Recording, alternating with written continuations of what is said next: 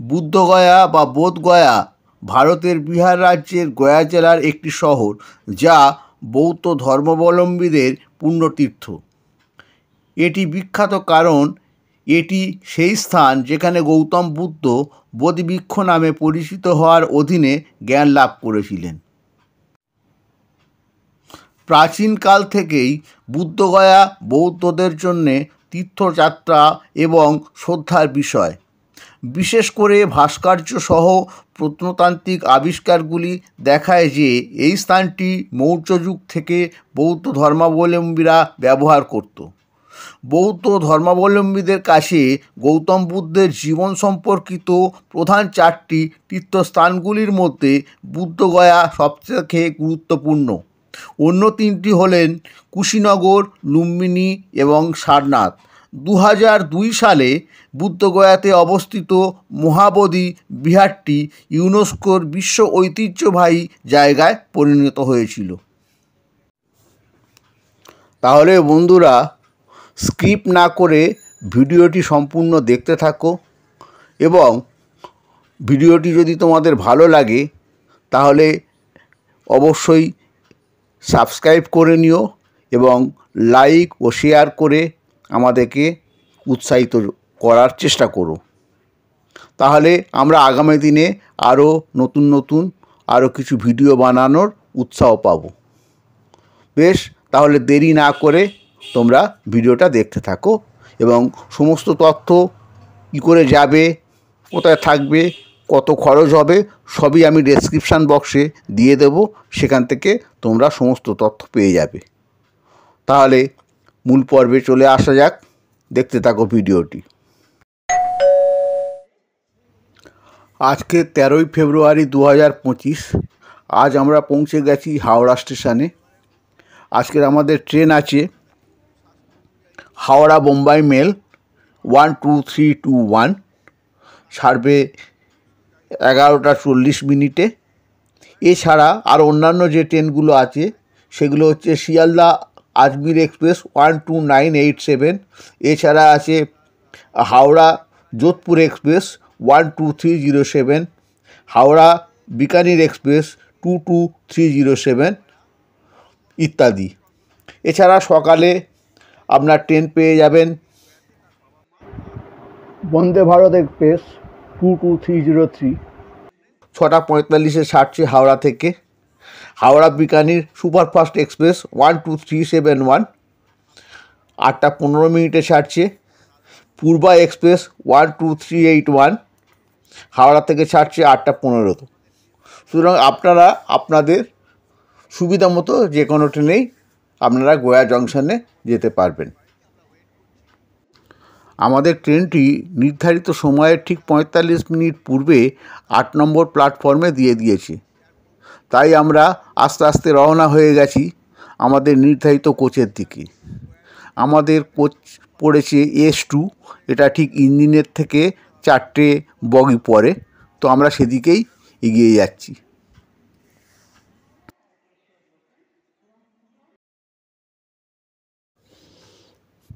এখন বাজে সকাল 6:20। আমাদের নাম্বার সময় আছে 6:45 মিনিট, অর্থাৎ আর হাতে আছে আমাদের 25 মিনিট। 25 মিনিট পরেই আমরা গয়া জংশনে নেমে যাব। ট্রেন রাইট টাইমেই যাচ্ছে। আশা করি আমরা রাইট টাইমেই পৌঁছে যাব। তবে এখানে প্রচণ্ড ঠান্ডা, এতটা ঠান্ডা আমরা আশা করিনি। এখানে ফুল স্লিভ সোয়েটার জ্যাকেট পরেই আমাদের ট্রেনে শুতে হয়েছে এবং কুয়াশা আছে প্রচণ্ড। আমরা গয়া স্টেশনে নেমে ওখান থেকে 1 নম্বর প্ল্যাটফর্ম দিয়ে বেরিয়ে সামনেই ভারত সেবাশ্রম সংঘের একটা অফিস রয়েছে। সেখান থেকে মহারাজের সাথে কথা বলে 50 টাকার একটা অটো রিজার্ভ করে সরাসরি চলে এসেছি গয়ার ভারত সেবাশ্রম সংঘে। আপনারা দেখতে পাচ্ছেন এগুলো হলো ভারত সেবাশ্রম সংঘের থাকার জায়গা। সেই জায়গাগুলো হচ্ছে এই বিল্ডিংগুলো। এখানে 500 টাকা থেকে 1000 টাকার মধ্যে বিভিন্ন ধরনের অ্যাকোমোডেশন আছে। আপনারা চাইলে এখানে থেকেও আপনারা গয়া বুদ্ধগয়াটাকে ঘুরে নিতে পারবেন। এই যে বিল্ডিংগুলো দেখছেন এগুলোই হচ্ছে গেস্টে থাকার জন্যে।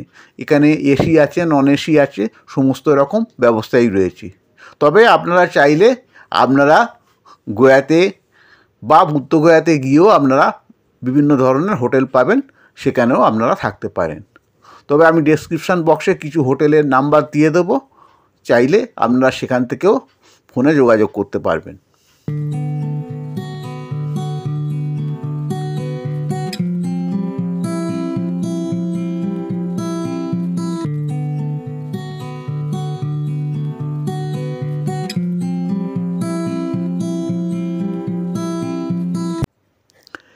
এটি হচ্ছে ভারত সেবাশ্রম সংঘের ঠিক সামনেই রয়্যাল গেস্ট হাউস। এখানে আমরা একদিন ছিলাম, আপনারা চাইলে এখানেও থাকতে পারেন। এখানকার রুমটি আপনাদের সাথে শেয়ার করছি, দেখে নিন। রুমে একটা এলইডি টিভি রয়েছে, এখানে একটা লম্বা 3 বেডেড খাট রয়েছে, এখানে 3 জনে আরামে থাকতে পারবেন। একটা আয়না রয়েছে, একটা বেসিন রয়েছে। এবারে বাথরুমটা দেখাচ্ছি। বাথরুমে দেখুন একটা ওয়েস্টার্ন কমোড রয়েছে, শাওয়ার রয়েছে, উপরে গিজার রয়েছে। মোটামুটি এই হোটেলের ভাড়া হচ্ছে 800 থেকে 1000 টাকার মধ্যে আপনারা এই হোটেল পেয়ে যাবেন। এবং পাশেই খাওয়ার জন্যে শঙ্কর ভোজনালয় আছে, সুতরাং কোনো অসুবিধা হবে না। আপনারা চাইলে ভারত সেবাশ্রমেও থাকতে পারেন বা তার উল্টো দিকে এই রয়্যাল গেস্ট হাউসেও থাকতে পারেন। হোটেলটা কিন্তু খুব একটা খারাপ নয়, মধ্যবিত্ত থাকার জন্যে যথেষ্টই ভালো।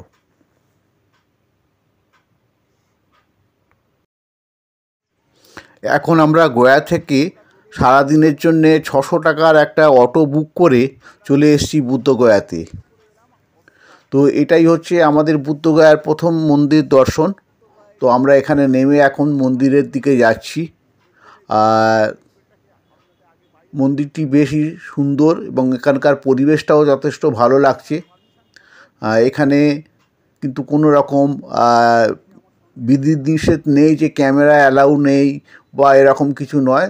আপনি ক্যামেরা নিয়ে, মোবাইল নিয়ে যেতে পারেন, কোনো অসুবিধে নেই। এখন আমরা এই প্রথম মন্দির দর্শনে যাচ্ছি। মন্দিরটি কেমন সেটা আপনারা ভিডিওর মাধ্যমে দেখুন।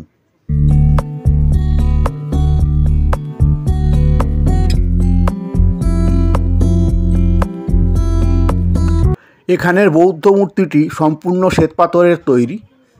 সমগ্র অঞ্চলটা জুড়ে একটা সুন্দর গার্ডেনিং করা আছে। এখানে এলেই এমনি মন ভালো হয়ে যাবে। পরিবেশটা এতটাই সুন্দর। আপনারা দেখতে পাচ্ছেন আজকের বিভিন্ন পর্যটক এসে এখানে, তাদের সাথে আমরাও এখানে ঘুরে দেখছি। যদিও এর থেকেও বড় বুদ্ধ মূর্তি এখানে রয়েছে, এটা তার থেকে ছোট হলেও কিন্তু যেহেতু এটা শ্বেতপাথরের তৈরি, সেই জন্য এটা দেখতে চমৎকার লাগছে। আর এর প্রাকৃতিক পরিবেশটাও খুব সুন্দর।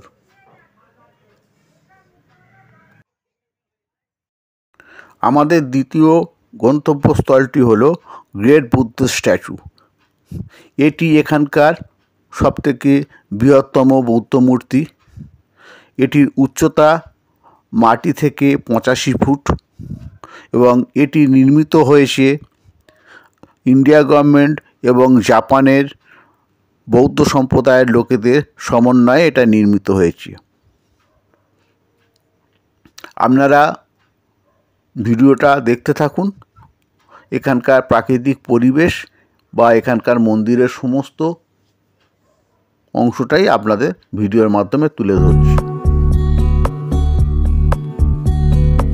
ভগবান বুদ্ধের পর বাকি যে সমস্ত তীর্থঙ্কররা ছিলেন, সেই সমস্ত তীর্থঙ্করদের মূর্তি এই মন্দিরের চতুর্দিকে এক এক করে সাজানো রয়েছে। সমগ্র মন্দিরটি ঘিরে এই সমস্ত তীর্থঙ্করদের মূর্তি দাঁড় করানো রয়েছে। আশা করি আপনারা ভিডিওর মাধ্যমে এগুলোকে দেখতে পাচ্ছেন।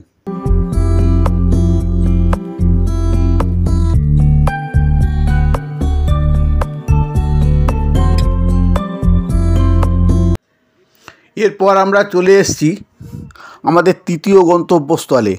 এটিও একটি বৌদ্ধ মন্দির। পৃথিবীর বিভিন্ন দেশ থেকে বৌদ্ধ ধর্মাবলম্বীরা এখানে এসে তাদের বৌদ্ধ ধর্মের প্রচারের জন্যে বা তাদের বৌদ্ধ দেবতাকে আরাধনা করার জন্যে এখানে মন্দির স্থাপন করেছে এবং এখানে নিয়মিত তারা তাদের ধর্মচর্চা করে থাকেন। তো আমাদের এটি হলো তৃতীয় দ্রষ্টব্য মন্দির। তো এই মন্দিরটাও অনেকটাই বড় এবং সামনে অনেকটাই জায়গা জুড়ে বাগান রয়েছে, আপনারা দেখতে পাচ্ছেন। সমস্ত মন্দিরগুলো এখানে কিন্তু সুন্দর করে সাজানো আছে এবং পরিবেশগুলো অত্যন্ত সুন্দর।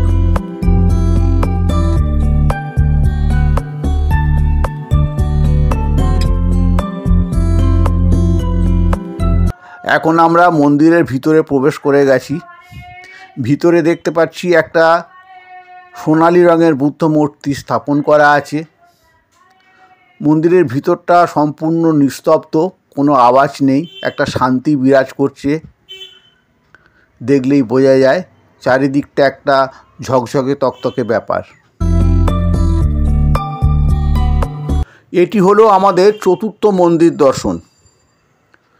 ভুটান থেকে যে সমস্ত বৌদ্ধ ধর্মাবলম্বীরা এখানে এসেছিলেন তারাই এই মন্দিরটি স্থাপন করেছেন এবং এখন বর্তমানে তারাই রক্ষণাবেক্ষণ করে থাকেন এই মন্দিরটি। এই মন্দিরটির যে স্থাপত্য সেটা দেখলেই বোঝা যায় যে ভুটানের যে স্থাপত্যের সাথে অনেকটা মিল আছে। তো আমি সমগ্র মন্দিরটার ভিডিও আপনাদের সামনে তুলে ধরছি, সমগ্র অঞ্চলটি আপনারাও দেখতে থাকুন। মন্দিরের চারিপাশের যে দৃশ্য সেটা আপনারাও দেখতে পাবেন।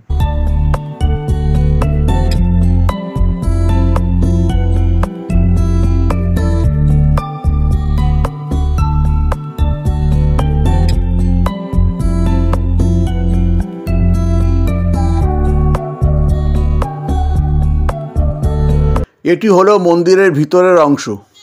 মন্দিরের ভিতরটা অসম্ভব সুন্দর করে সাজানো রয়েছে। তার মাঝখানে রয়েছে একটা সোনালি রঙের বৌদ্ধ মূর্তি। আমরা নেপালে এবং ভুটানে গেলে এই ধরনের সুন্দর সুন্দর মূর্তিগুলো এবং এই ধরনের সুন্দর সাজানো মন্দিরগুলো দেখতে পাই। এখানেও এটাও সেই রকমভাবে সুন্দর করে সাজানো রয়েছে, আপনারা দেখতে পাচ্ছেন নিশ্চয়ই।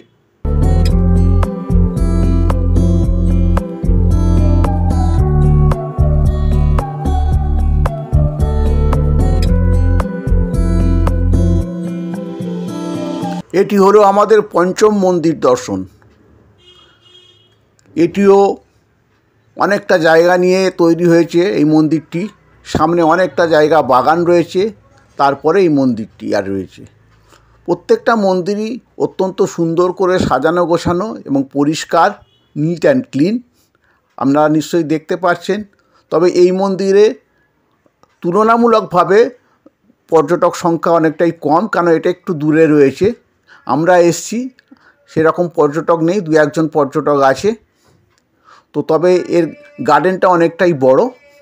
তো আমরা এখন ভিতরে ঢুকবো এবং ভিতরে ঢুকে দেখব ভিতরটা কেমন, আপনারা দেখতে থাকুন।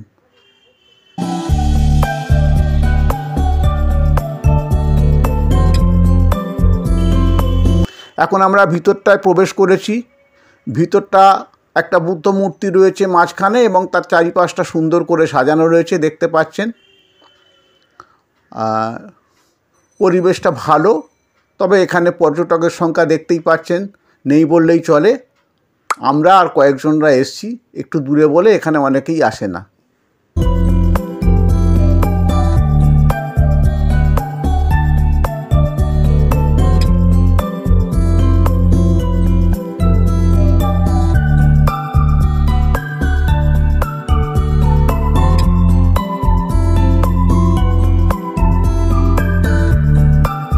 এখন আমরা ষষ্ঠতম মন্দিরে প্রবেশ করেছি।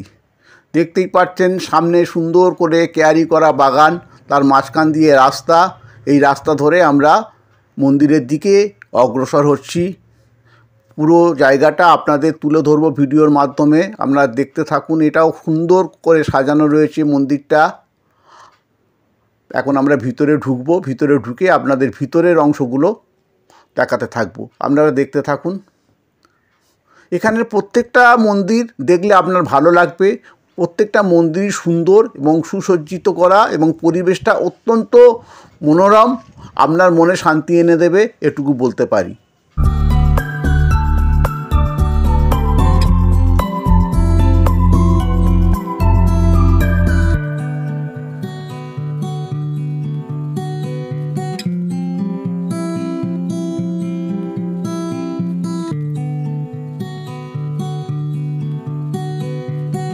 এখন আমরা মন্দিরের ভিতরে প্রবেশ করে গেছি।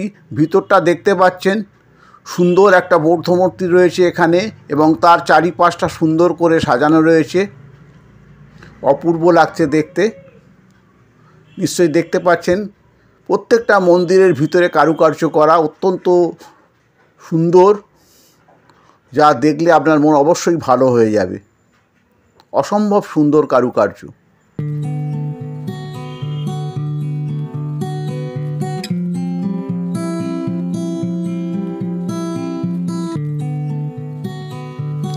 এখন আমরা চলে এসেছি জগন্নাথ মন্দির দর্শন করতে। এটি হলো আমাদের 7তম মন্দির দর্শন। এই মন্দিরটি খুব একটা বেশি দিন হয়নি।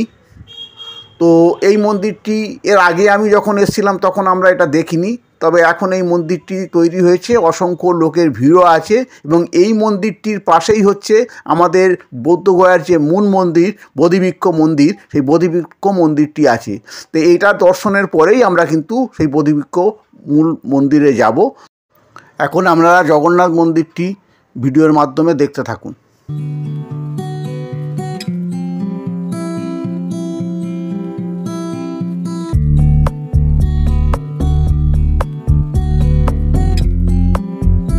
এটি আমাদের আজকে শেষ ও 8তম দ্রষ্টব্য স্থান।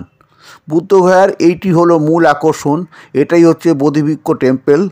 এখানে গৌতম বুদ্ধদেব ধ্যান করে মোক্ষ লাভ করেছিল। তারপর থেকে ইউনেস্কো এখানে এই মন্দিরটি স্থাপন করেন। বন্ধুরা, তোমরা যারা আসতে চাও তারা তাড়াতাড়ি এখানে প্রোগ্রাম করে চলে এসো। জায়গাটা খুবই ভালো লাগবে এবং আমি ডেসক্রিপশান বক্সে সমস্ত তথ্য দিয়ে দেবো। আশা করি প্রয়োজনীয় তথ্য এখান থেকে পেয়ে যাবেন। সবাই ভালো থাকবে, সুস্থ থাকবে। ধন্যবাদ, নমস্কার।